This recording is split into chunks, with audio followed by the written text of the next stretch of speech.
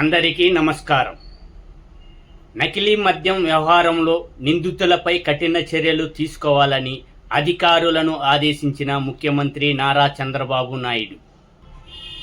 అన్నమయ్య జిల్లా తంబళ్లపల్లి నియోజకవర్గం ములకల చెరువులో నకిలీ మద్యం వ్యవహారంపై ఎక్సైజ్ శాఖ మంత్రి కొల్లు రవీంద్ర, ఎక్సైజ్ శాఖ ముఖ్య కార్యదర్శి ముఖేష్ కుమార్ మీనా,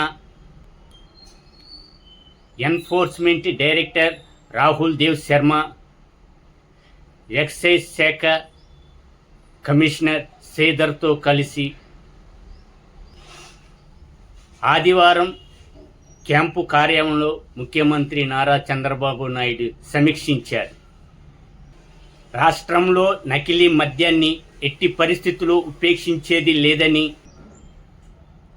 రాష్ట్ర ప్రజల ప్రాణాలకు చేటు చేసే నకిలీ మద్యంపై ఉక్కుపాదం మోపాలని ముఖ్యమంత్రి నారా చంద్రబాబు నాయుడు అధికారులను ఆదేశించారు.